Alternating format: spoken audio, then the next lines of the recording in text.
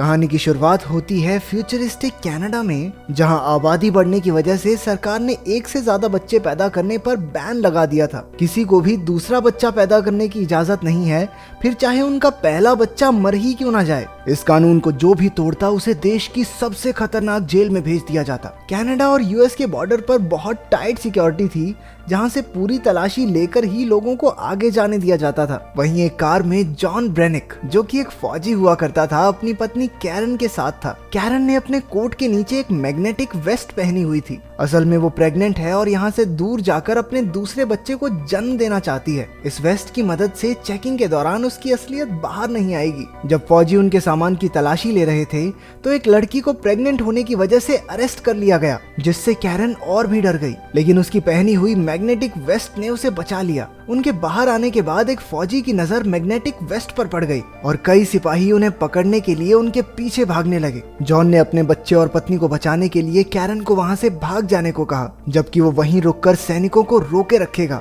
इसके बाद जॉन को बंदी बनाकर बाकी कैदियों के साथ एक जेल में ले जाया जा रहा था, जिसका नाम है फोर्ट्रेस। यह देश की सबसे हाई टेक्नोलॉजी वाली जेल है, जिसे एक रेगिस्तान के बीचों बीच बनाया गया था। वहां से किसी का बच निकलना नामुमकिन था। जब कैदी अंदर पहुंचे तो गार्ड्स ने उन्हें पूरी तरह नंगा करके उनकी चेकिंग की। इसके बाद सभी कैदियों को एक कमरे में ले जाकर उनके पेट में हाईटेक ट्रैकर डाल दिया गया। अगर कोई भी कैदी जेल के नियमों को तोड़ेगा तो ये सिस्टम एक्टिवेट होकर उसका पेट फाड़ देगा। डायरेक्टर पो ने सबसे कहा कि अगर कोई भी कैदी येलो लाइन से बाहर जाएगा तो उसके पेट में जोरदार दर्द होने लगेगा और रेड लाइन को पार करते ही कैदी की मौत हो जाएगी। एक कैदी घबराकर गलती से येलो लाइन के पार चला गया और अचानक पेट में तेज दर्द की वजह से नीचे गिर पड़ा। उसे कुछ समझ नहीं आ रहा था तो उसने गलती से रेड लाइन भी क्रॉस कर दी। उसी समय उसका पेट तेजी से फूलने लगा और कुछ ही पलों में धमाके से फट गया। इसके बाद सभी कैदी लिफ्ट से अंडरग्राउंड जेल में पहुंचे, जो धरती के 30 फ्लोर नीचे जाकर थी। जॉन को नीनो नाम के एक कैदी के साथ Z10 नाम का रोबोट एक सेल में लाया। कैदियों को बाहर जाने से रोकने के लिए सभी सेल्स के बाहर लेजर बीम्स लगाई गई थी। जॉन वहां डी-डे और अब्राहम से मिला। रात को सोने से पहले अब्राहम ने जॉन को चेतावनी दी कि गलती से भी कोई सपना ना देखे। सबके सोने के बाद जेड वहां चेकिंग पर आया। वो जॉन का दिमाग स्कैन करके उसके सपने तक पहुंच गया। जॉन सपने में अपनी पत्नी कैरन को देख रहा था। अपने मॉनिटरिंग रूम से पो ने भी जॉन का सपना देखा और उसकी नजर कैरन पर टिक गई। क्योंकि वहां किसी को सपना देखने तक की इजाजत नहीं थी, इसलिए पो ने जॉन का सिक्योरिटी डिवाइस एक्टिवेट कर दिया और पेट में जोरदार दर्द की वजह से वो नींद से उठ खड़ा हुआ। अगले दिन मजदूरी करते वक्त मैडॉक्स नाम के आदमी हूँ आदमी से प्यार करता हूँ टाइप के कैदी ने नीनो का गलत फायदा उठाना चाहा। जॉन तुरंत उसे बचाने पहुंचा, लेकिन जेड ने तीनों के पेट में डिवाइस एक्टिवेट करके लड़ाई रोक दी। इसके बाद तीनों को एक छोटे से लेजर सेल में रखकर पूछा गया कि आखिर शुरुआत किसने की। नीनो मैडॉक्स से बहुत डरता था, इसलिए चुप रहा। अपने दोस्त को बचाने के लिए जॉन ने लड़ाई का इल्जाम अपने सर ले लिया। इसके बाद जॉन को पो के ऑफिस में ले जाया गया, जहां वो कैरन को नहाते हुए देख रहा था। पता चलता है कि कैरन को भी पकड़कर जेल में डाल दिया गया था। पो ने जॉन और कैरन को बेरहमी से टॉर्चर करना शुरू कर दिया और दोनों दर्द में कराहने लगे। बाद में अब्राहम ने बताया कि फ्लोर ए और बी में सभी औरतें हैं और कैरन भी वहीं होगी। उधर कैरन जेल में दूसरी प्रेग्नेंट लड़की के साथ थी। जैसे ही उसे पेट में दर्द हुआ, गार्ड्स उसे जबरदस्ती पकड़कर ले गए। वहाँ हर एक औरत प्रेग्नेंट थी। कैरन को एहसास हुआ कि नए जन्मे बच्चों के साथ जरूर कुछ न कुछ किया जा रहा है। उधर आदमियों की जेल में मैडॉक्स ने जॉन पर हमला कर दिया। दोनों में जबरदस्त लड़ाई शुरू हो गई। कैरन अपने फ्लोर से जॉन को देखकर हैरान रह गई। मुकाबला टक्कर का चल रहा था, लेकिन अचानक से जॉन ने मैडॉक्स को ऊंचाई से नीचे धकेल दिया। मैडॉक्स ने किसी तरह किनारे को पकड़कर अपनी जान बचाई। पो ने ऑफिस से जॉन को ऑर्डर दिया कि मैडॉक्स को खत्म कर दे, लेकिन जॉन ने उसकी बात ना मानते हुए मैडॉक्स की जान बचा ली। गुस्से में पो ने मैडॉक्स के पेट में लगे डिवाइस को एक्टिवेट कर दिया, जिससे उसका पेट धमाके से फट गया। इससे पहले कि गार्ड्स उसे पकड़कर ले जाते, जॉन ने बड़ी चालाकी से मैडॉक्स का सिक्योरिटी डिवाइस नीनो को दे दिया। इसके बाद कैरन को एक कमरे में लाया गया, जहाँ जॉन एक बहुत बड़ी गोल मशीन पर बंधा हुआ था। इस कमरे का नाम है माइंड वाइप चेम्बर। पो ने कैरन को जॉन को समझाने के लिए भेजा था, लेकिन कुछ ही देर बाद गार्ड्स उसे खींचकर बाहर ले ले गए। अब मशीन जोर जोर से घूमने लगी, जिससे जॉन के दिमाग में गड़बड़ी शुरू हो गई। ये पो का ऑर्डर न मानने की सजा थी। जॉन के दिमाग में उसकी ट्रेनिंग के दिनों और शादी की पुरानी यादें घूमने लगी। 3 दिन बाद पो ने कैरन को अपने ऑफिस में बुलाया। वो समझ नहीं पा रहा था कि आखिर जॉन 3 दिन से उस मशीन पर कैसे टिका हुआ है, जबकि ज्यादातर लोग तो 1 घंटे में ही मर जाते हैं। पो ने कैरन से कहा कि अगर वो जॉन को तलाक देकर उसकी हो जाए तो वो जॉन और उसके होने वाले बच्चे दोनों को रिहा कर देगा। अपने पति और होने वाले बच्चे के बारे में सोचकर वो ना चाहते हुए भी राजी हो गई। जब जॉन अपने सेल में पहुंचा तो वो एक जिंदा लाश बन चुका था। वो किसी से कोई बात नहीं करता था, यूं ही गुमसुम सा पड़ा रहता, यहाँ तक कि उसे किसी भी तरह का कोई भी दर्द महसूस होना बंद हो गया।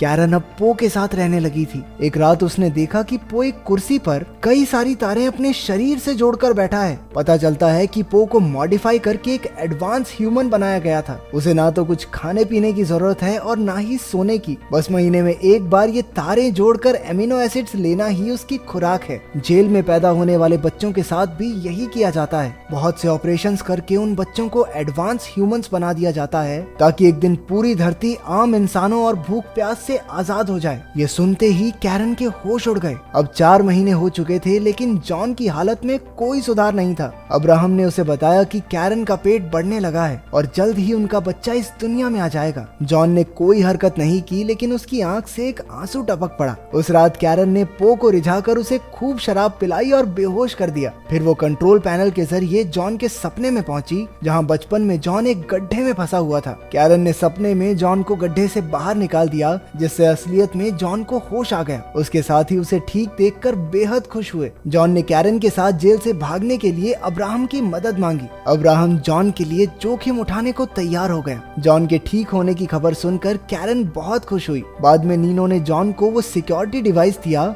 जो उन्होंने मैडॉक्स के शरीर से लिया था। असल में उनका दोस्त डी-डे जेल में आने से पहले कंप्यूटर्स में माहिर था। उसने उस डिवाइस की अच्छे तरीके से जांच करने का फैसला किया। इसके बाद कैरन ने पो के कैबिन से एक हीरे जैसी दिखने वाली चीज चुरा ली। वो पकड़ी जाने ही वाली थी कि उसने उस चीज को अपने मुंह में छुपा लिया। अगले दिन उसने वो हीरे जैसी चीज अब्राहम को देकर जॉन तक पहुंचाने को कहा। असल में ये हीरे जैसी दिखने वाली चीज पूरी जेल का एक डिटेल्ड नक्शा था। उन्होंने हिसाब लगाया कि कंस्ट्रक्शन साइट से होते हुए जेल से बाहर निकला जा सकता है। अगली सुबह अब्राहम ने उस नक्शे को वापस पो के कमरे में रख दिया ताकि किसी को कानो कान खबर ना हो। उधर डी-डे ने पता लगा लिया कि वो सिक्योरिटी डिवाइस कैसे काम करता है। उस डिवाइस के अंदर एक बहुत ही ताकतवर चुंबक लगी हुई थी। उन्होंने इसका इस्तेमाल करके अपने शरीर में लगे डिवाइसेस को भी बाहर निकालने का फैसला किया। उनका ये प्लान कामयाब रहा और सबके सिक्योरिटी डिवाइसेस बाहर आ गए। अगले दिन जेड रोबोट ने पो को बताया कि जेल में गड़बड़ी चल रही है। पो ने कैमरा फुटेज में कैरन को लेंस चुराते हुए और अब्राहम को लेंस वापस रखते हुए देख लिया। उसके साथ इतना बड़ा धोखा होने के बाद वो गुस्से से भर गया, लेकिन इससे पहले वो कुछ कर पाता, जेड ने उसे बताया कि उसकी लापरवाही की वजह से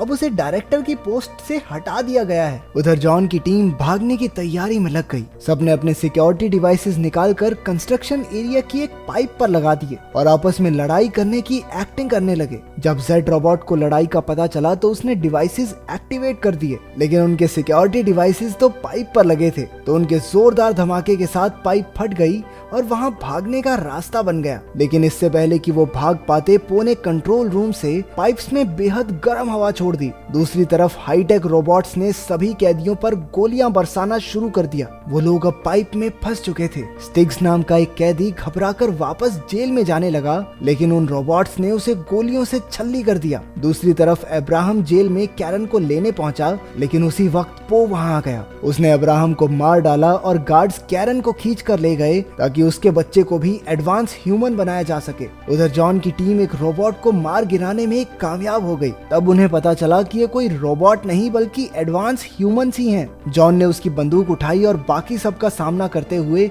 वापस जेल तक पहुंचा। आखिरकार सब एक लिफ्ट में चढ़कर ऊपर जाने लगे। उन्होंने पो के कैबिन में जाकर कैरन को ढूंढा। तभी जॉन की नजर स्क्रीन पर पड़ी जहां डॉक्टर्स उसके और कैरन के बच्चे को जबरदस्ती बाहर निकाल रहे थे। जॉन ने पो को धमकाते हुए कहा कि ऑपरेशन बंद करवाए, लेकिन पो अब डायरेक्टर ही नहीं था, इसलिए उसकी कोई नहीं सुनेगा। तभी एक रोबोट ने उन्हें पहचान कर उन पर हमला बोल दिया, लेकिन सभी कैदी ऐन मौके पर हट गए और गोली सीधी पो को लगी। उसके मरने के बाद डी-डे ने कंट्रोल पैनल से डॉक्टर्स को रोकने की कोशिश की, लेकिन ऐसा करने से पहले ही एक सिपाही सिपाही ने उसे गोली मार दी। जॉन ने अपने दोस्त की मौत का बदला लिया और डी-डे ने अपनी बची खुची ताकत से पूरी जेल की बिजली का सिस्टम ही बंद कर दिया। डॉक्टर्स रुक गए और सिक्योरिटी सिस्टम भी बंद हो गया, जिसका फायदा उठाकर सारे कैदी जेल से भाग गए। अब सिर्फ जॉन और नीनो वहां बचे थे। वो कैरन को बचाने पहुंचे और डॉक्टर से छुड़वाकर उसे जेल के ट्रक में भगा ले गए। वो तीनों मेक्सिको का बॉर्डर क्रॉस करके ही रुके। अब कैरन बच्चे को जन्म देने ही वाली थी, लेकिन जेल का ट्रक अचानक अपने आप चलने लगा। पता चलता है कि ट्रक को अब भी जेल से कंट्रोल किया जा रहा था। उसने नीनो को कुचलकर मार डाला। जॉन उसका सामना करने बाहर गया,